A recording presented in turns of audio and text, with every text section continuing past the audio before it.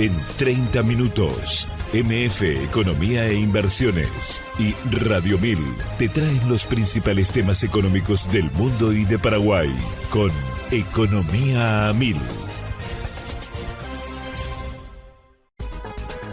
Este podcast es presentado por la Bolsa de Valores de Asunción, promoviendo los valores del mercado. Bienvenidos a una edición más aquí de Economía 1000. Muchas gracias por la compañía de todos los días. Quien les habla, Prince Otto, y también ya estoy junto con Ada Caballero. ¿Cómo estamos, Ada? ¿Qué tal? Bienvenida. Buen día, Prince. Buen día a la audiencia. ¿Todo bien, y vos? Bien, me parece que por tu lado estamos medio engripados, pero bueno, es parte de este clima que nos trae al inicio de semana. Y ya me dicen desde producción que está vía Zoom Luis Tabela, el expresidente de la Federación Paraguaya de Micro, Pequeñas y Medianas Empresas, FEDEMIPYMES. ¿Cómo estamos, don Luis? ¿Qué tal? Bienvenido. Gracias por atendernos.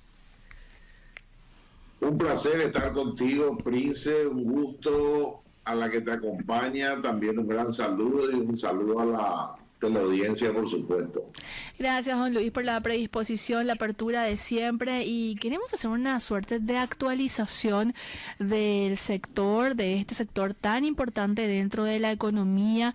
¿Cómo está yendo el año 2025 justamente para las micro, pequeñas y medianas empresas? Y qué mejor que conversarlo contigo, don Luis. ¿Qué datos tenemos hasta lo que va de este año 2025? No tenemos datos muy actualizados, digamos, pero sí te podría hablar del primer semestre. Fue un semestre poco duro, ¿verdad? Teníamos que tener en cuenta que tuvimos una inflación importante, un aumento de costos bastante importante, y eso hizo que se resienta evidentemente el consumo, y cuando se resiente el consumo, digamos, el sector que más es perjudicado en este sentido es el sector MIPYME, ¿verdad? Sobre todo la micro y pequeña empresa. Entonces, en el segundo semestre, bueno, todavía no tenemos datos, pero tampoco hay grandes cambios. Hay que tener en cuenta de que hay poco circulante en la calle.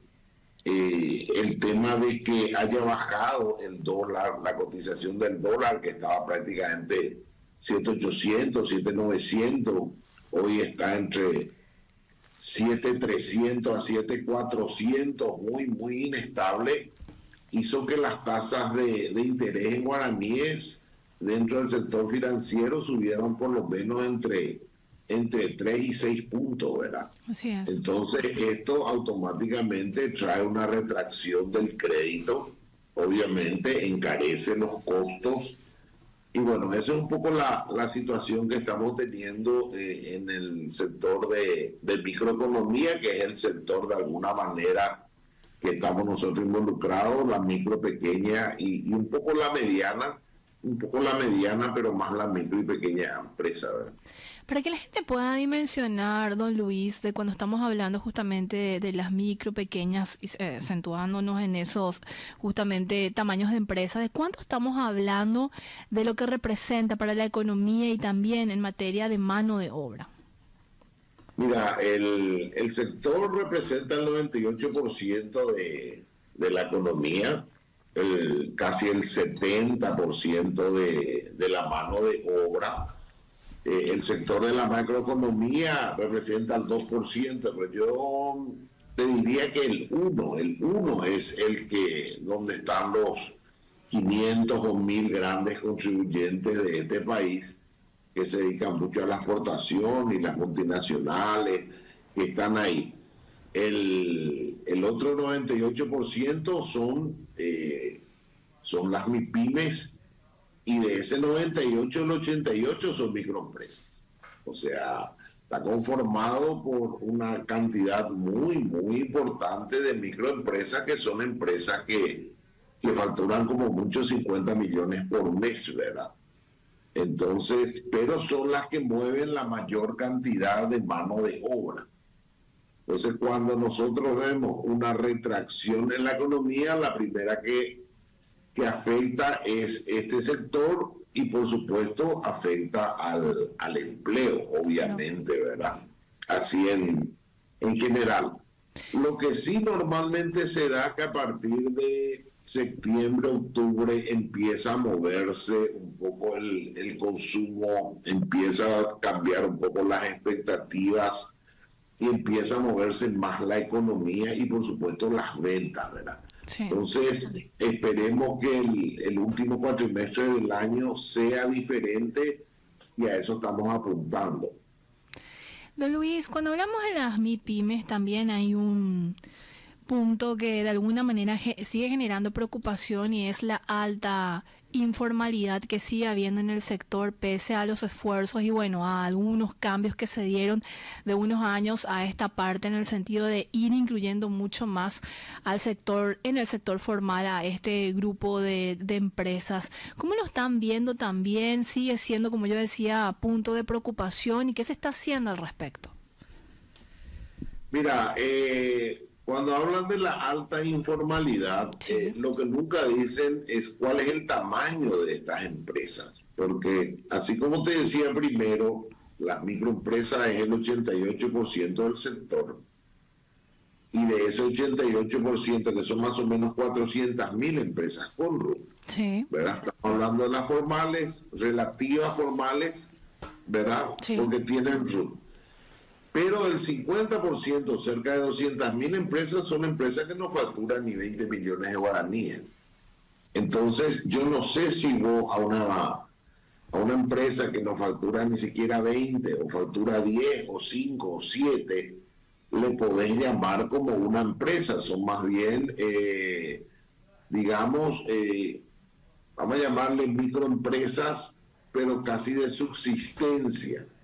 Entonces nosotros tenemos que ver bien, cuando hablamos de la alta informalidad, qué es informalidad y qué no es informalidad, ¿verdad? Porque todas estas empresas tributan poco, pero tributan. ¿Qué es lo que no están a lo mejor?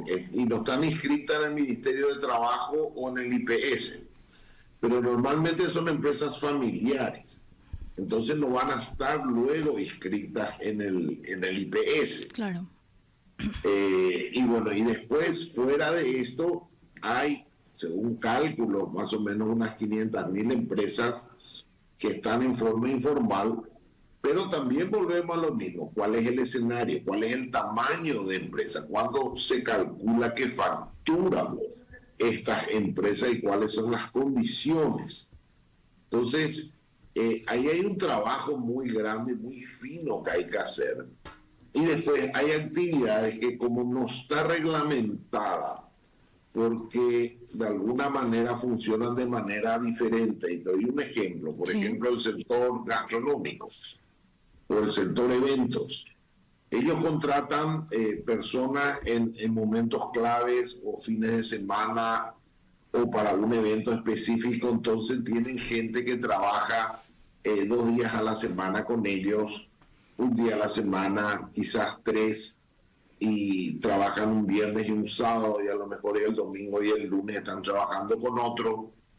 Y como no, esta gente, estas empresas que son formales, que son legales, no tienen un sistema de contrato laboral que les permita estar legal por 2 o 3 días. Y muchos de estas personas que son contratadas tampoco quieren tributar porque tienen que pagar un contador. Claro. Entonces automáticamente están en forma informal. Y a esto vos le tenés que sumar que el IPS no te acepta que vos le inscribas a alguien 2 días a la semana, 4 veces al mes, 8 veces al mes o 10 veces al mes. Entonces tampoco están inscritos en la Seguridad Social y entonces también están en forma informal. Y esto se da en el sector gastronómico y en el sector de eventos. Este es un pedido que nosotros lo venimos haciendo ya hace años, pero hace años que tenemos que encontrar una fórmula para que tanto el empresario como el colaborador esté en forma legal y pueda tributar al IPS.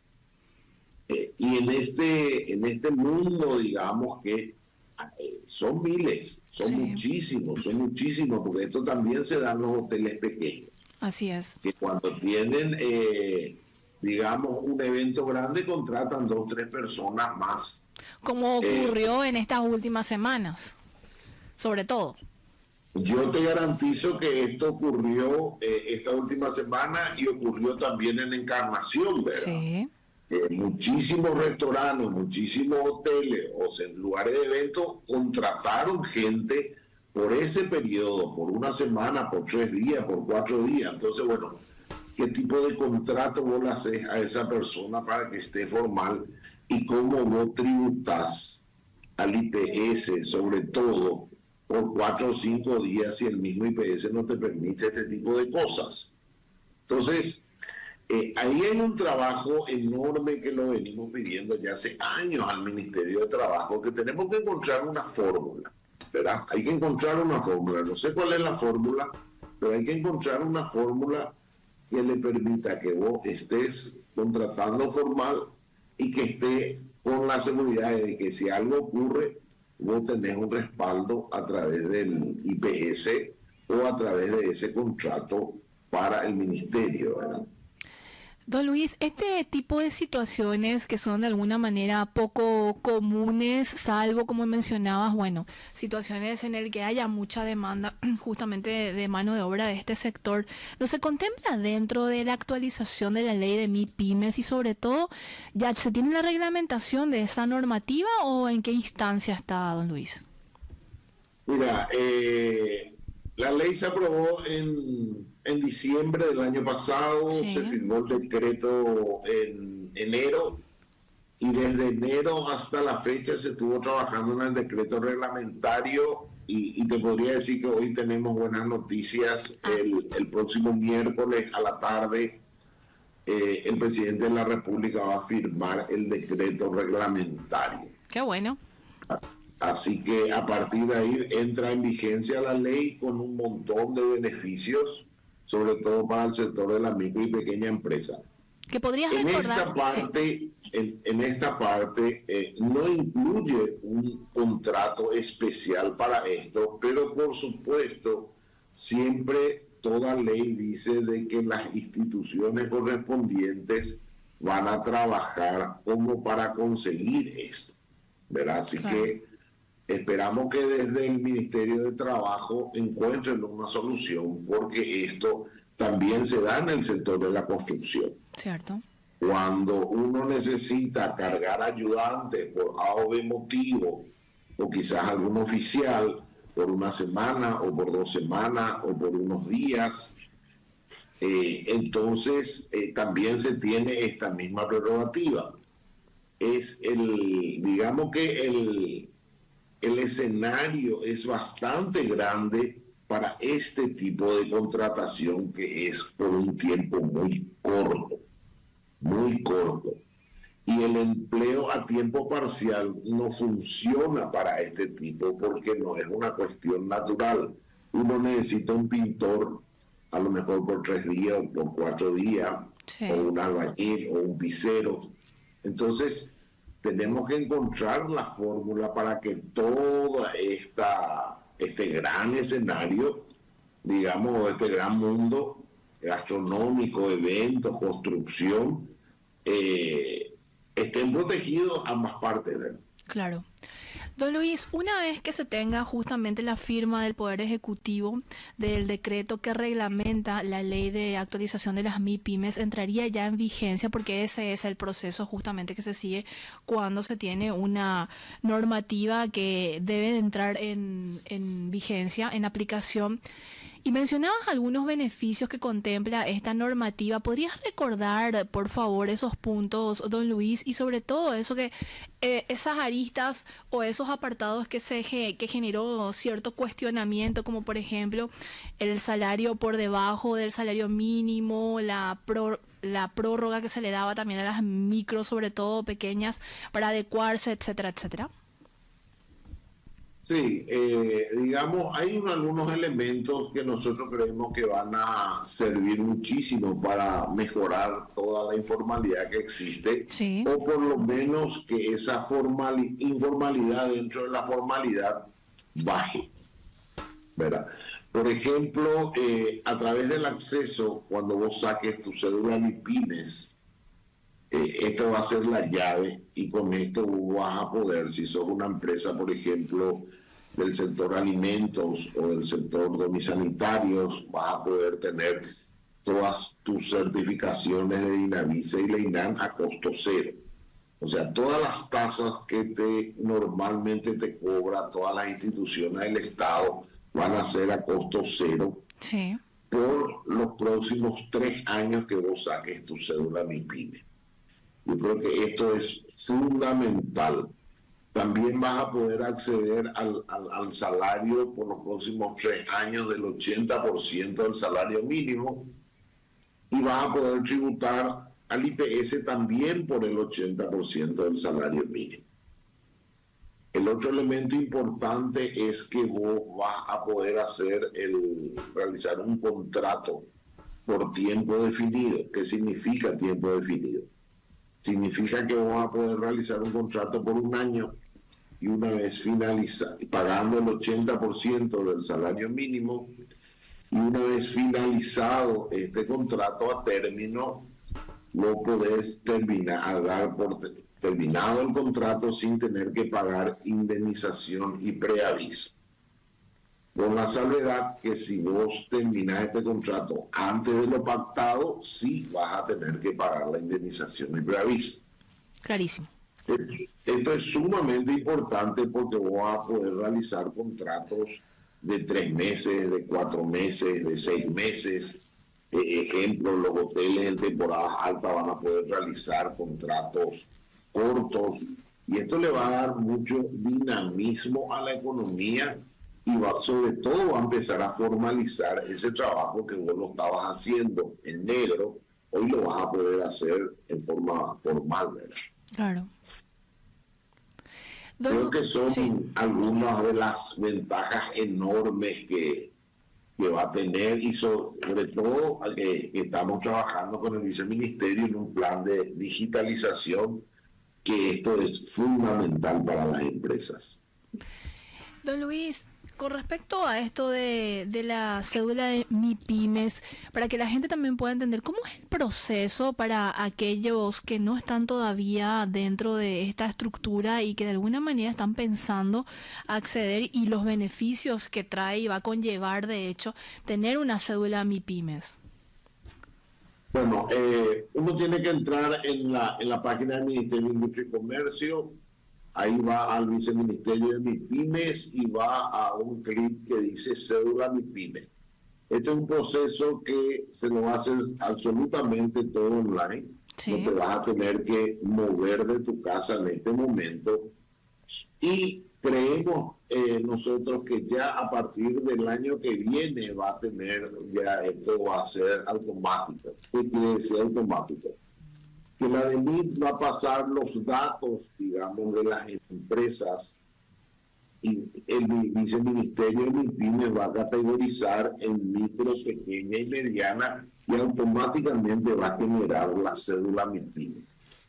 Pero como yo siempre digo, los procesos, digamos, en el sector público tienen procesos lentos. Claro. Por eso te digo que a partir del año que viene, en este momento, si bien le pasan los datos, le pasa como una planilla, entonces el viceministerio se toma el trabajo de elaborar todo y de esa manera categoriza si vos sos micro, si sos pequeña o si sos mediana empresa. Pero creo que a partir del año que viene esto va a estar, ya va a ser automático, pasan los datos y automáticamente a través de una plataforma esto se va a categorizar y vos vas a poder acceder a la cédula MIPYME, porque a través de esta cédula MIPYME, te repito, va a ser la llave para poder acceder a los muchos beneficios que te va a otorgar la nueva ley.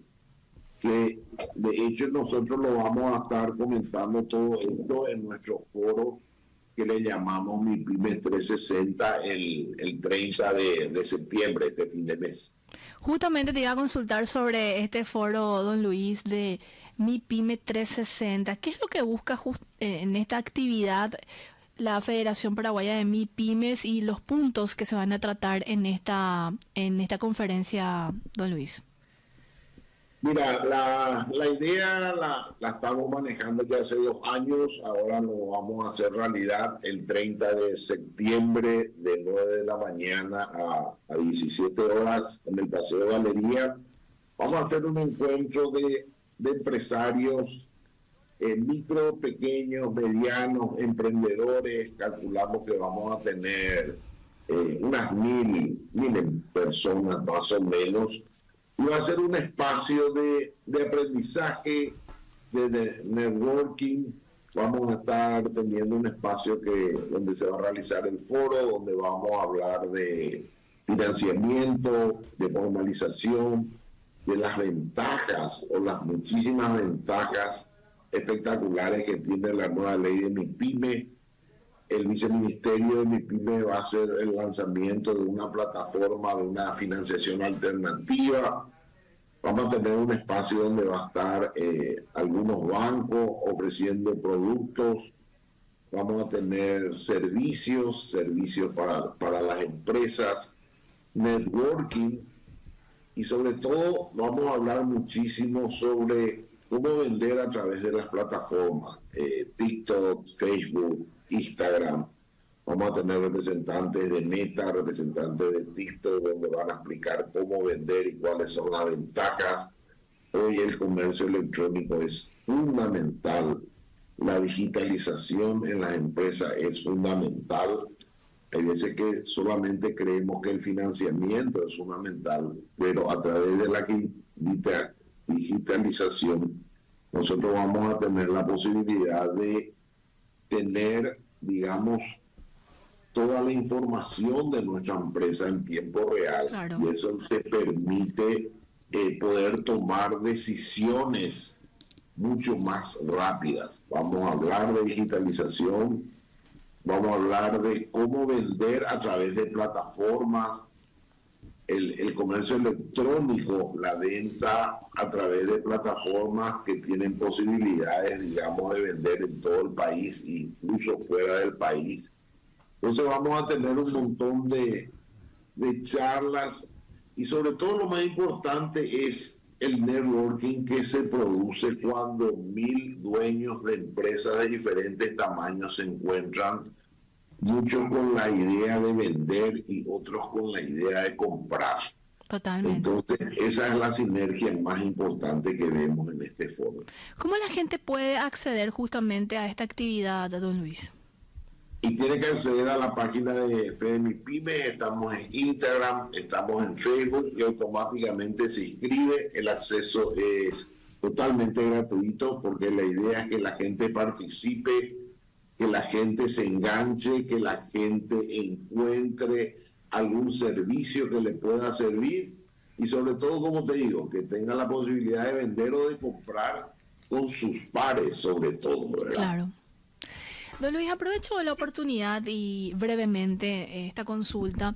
Tengo entendido que el viceministerio de MIPYMES junto con el mercado de capitales están desarrollando un instrumento para las MIPYMES proveedoras de, por ejemplo, supermercados, de cadenas de supermercados, que puedan de alguna manera tener que los supermercados, y ejemplifico de esta manera, pueda emitir un bono y se lo da al proveedor, al pequeño, al mediano, y este también pueda de alguna manera comercializar en el mercado de capitales y no estar sujeto a un plan de pagos que muchas veces superan los 60 días, 90 días.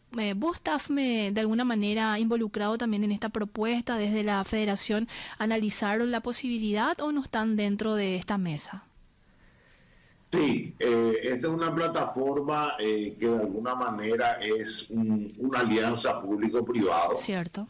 Está digamos, basado dentro del Ministerio de Industria y Comercio a través del Viceministerio de MIPYMES y por parte del sector privado está la Cámara de Comercio y Servicios, está la Cámara de Comercio Electrónico y está la Federación Paraguaya de MIPYMES, ¿verdad? Los tres. La plataforma se llama Avanza. La idea es del viceministerio poder lanzar esta plataforma en el evento el 30 de septiembre. Pensamos con la presencia del presidente de la República, ¿verdad?, de autoridades.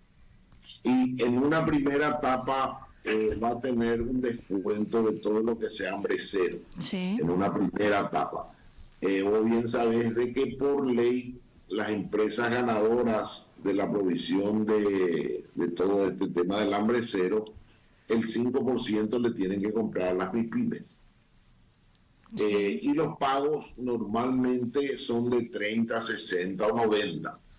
A través de esta plataforma alternativa vos vas a poder descontar los cheques que te dan estas empresas a través de la plataforma, y esto va a entrar en una, digamos, repito, en la plataforma donde van a haber como una subasta electrónica, donde va a haber en principio algunos bancos que ya se anotaron y también la bolsa de valores.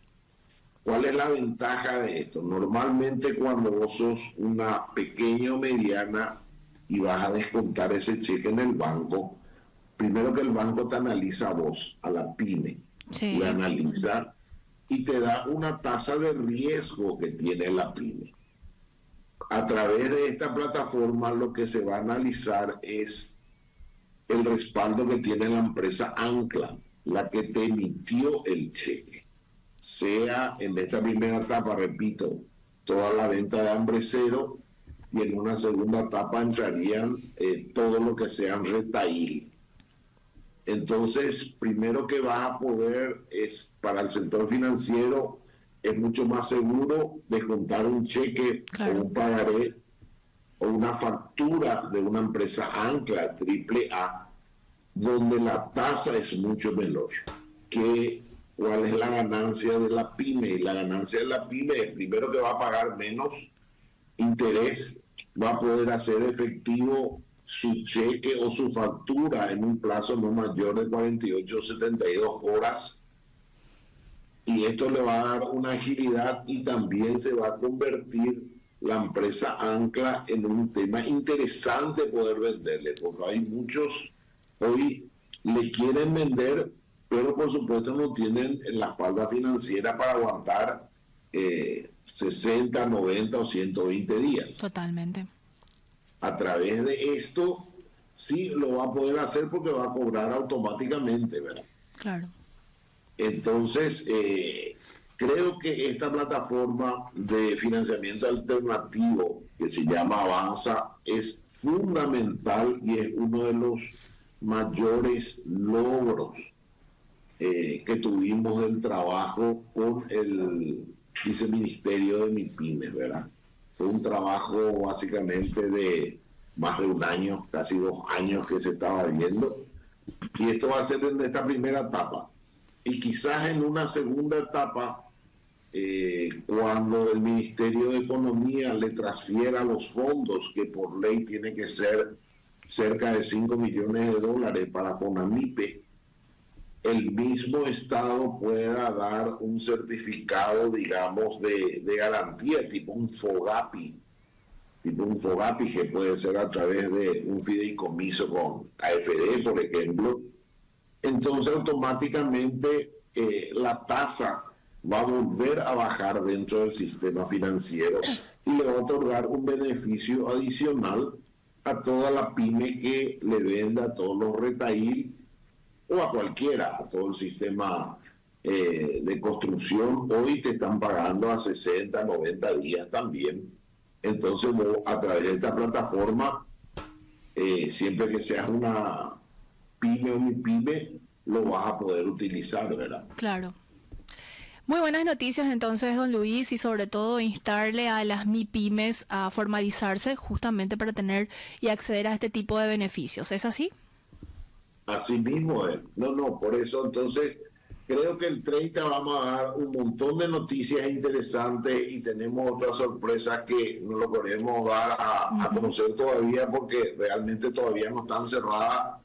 Entonces esperamos cerrarlas para fin de mes y también poder dar a conocer. Así que les insto a todos los propietarios de MIPYMES o emprendedores a que no se pierdan el evento del foro MIPYMES 360 el día 30 de abril, el 30 de septiembre, perdón, sí, en el Paseo Galería. Don Luis, un gusto tenerte en el programa, que tengas un excelente inicio de semana.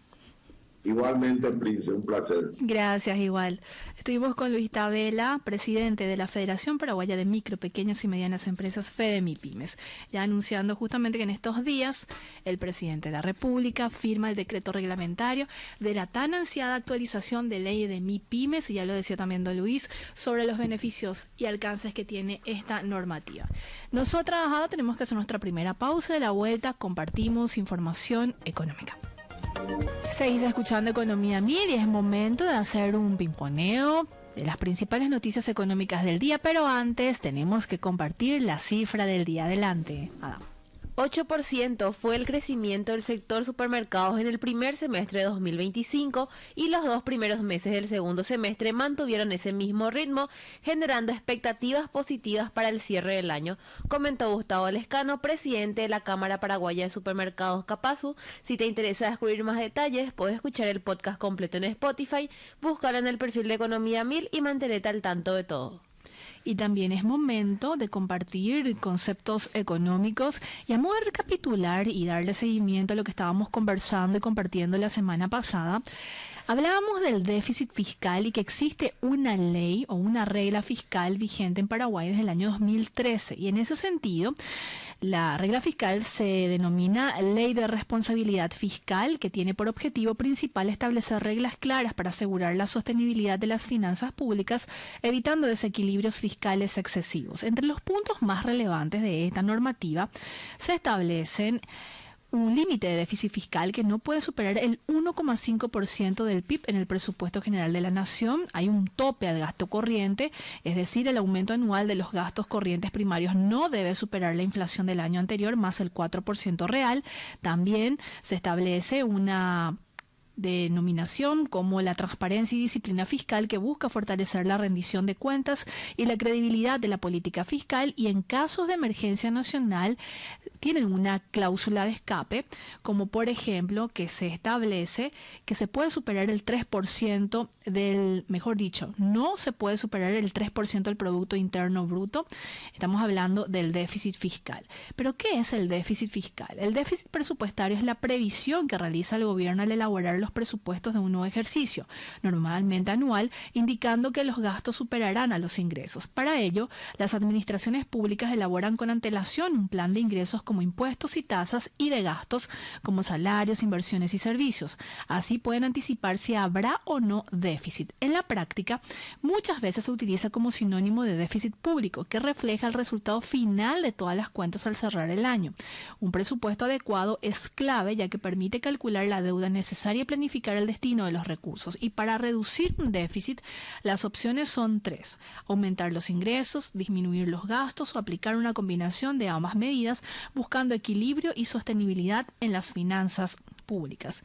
Y con respecto al déficit que arrastra el presupuesto de la nación en Paraguay, es de mencionar que Paraguay viene justamente con este comportamiento de déficit fiscales desde el año 2019, un desequilibrio que se acentuó en 2020 durante la pandemia. Desde 2023 se dio inicio a un plan de convergencia fiscal para ubicar el déficit en 1,5% del Producto Interno Bruto, tal como lo establece la Ley de Responsabilidad Fiscal, y se está en esa línea. Así que con esto cerramos los conceptos económicos y ahora es momento de compartir las principales noticias económicas del día. Adelante, compañero. MF Economía e Inversiones presenta las principales noticias económicas de Paraguay y el mundo. En el ámbito internacional y de acuerdo con Bloomberg en línea, China confirmó la participación de su presidente en la cumbre virtual de los BRICS convocada por Brasil, hoy, lunes 8 de septiembre de 2025, para abordar la política comercial de Donald Trump. El mandatario chino pronunciará un discurso desde Pekín, mientras que el presidente ruso también intervendrá en el encuentro. En cambio, el primer ministro indio no asistirá y enviará como representante a su ministro de Asuntos Exteriores. La cita reunirá a los líderes de los principales mercados emergentes con el objetivo de mostrar respaldo al multilateralismo. Los BRICS, que incluyen a Sudáfrica y recientemente sumaron nuevos miembros de Asia y Medio Oriente, enfrentan crecientes tensiones con Estados Unidos. En julio, Trump amenazó con aplicar aranceles adicionales del 50% a países alineados con políticas que calificó de anti-estadounidenses y criticó los intentos del bloque de impulsar el comercio en sus propias monedas. Estas medidas han llevado a las naciones del grupo a estrechar vínculos con Pekín en un contexto de diplomacia activa que también incluyó encuentros del presidente chino con el presidente ruso y el primer ministro indio durante la cumbre de la Organización de Cooperación de Shanghái en Tianjin y un desfile militar en Pekín el pasado 3 de septiembre para conmemorar el aniversario del final de la Segunda Guerra Mundial. Más información, Ada. Siguiendo con información de Bloomberg, las acciones en los mercados emergentes iniciaron la semana con avances tras la caída del dólar generada por el débil informe del empleo en Estados Unidos. El índice Morgan Stanley de mercados emergentes subió 0,4%, extendiendo la ganancia del 1% de la semana anterior. El índice Bloomberg de mercados en desarrollo de Asia avanzó 0,3%, mientras que el indicador que sigue la evolución de las divisas emergentes mostró un leve repunte. La expectativa de recortes de tasas de la Reserva Federal impulsó los activos de riesgo, en tanto la crisis política en Japón añadió volatilidad.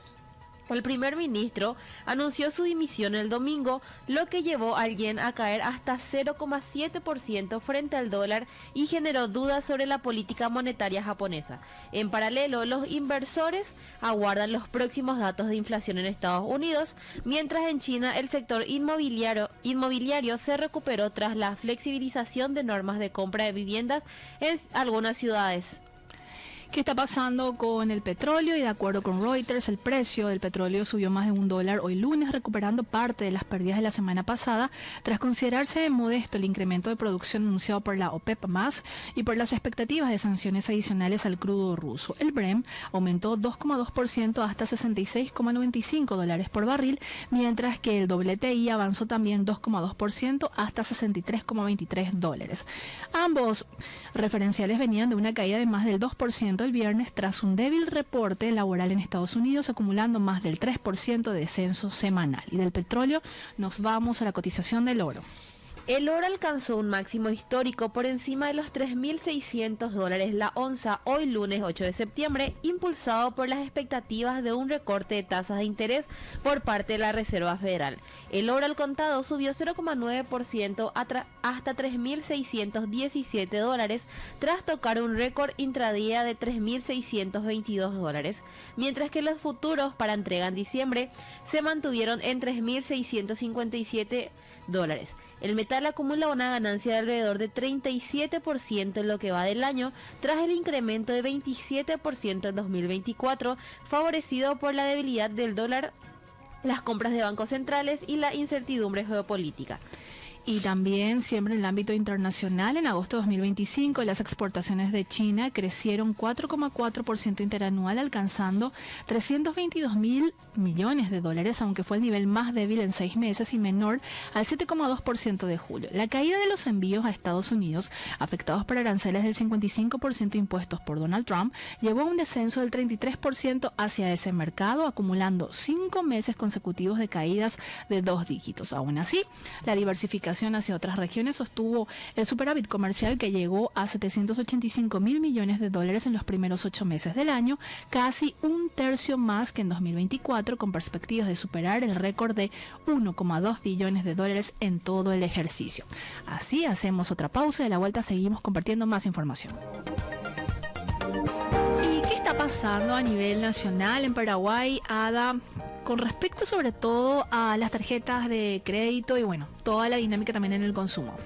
De acuerdo con ABC, al julio 2025, el saldo de deuda con tarjetas de crédito en Paraguay alcanzó 5,63 billones de guaraníes, lo que representa un aumento del 28% respecto al mismo mes del año anterior. El crecimiento fue más pronunciado en las líneas más bajas. Los créditos de hasta 3 millones aumentaron 51%, sumando 1,16 billones de guaraníes en la cartera.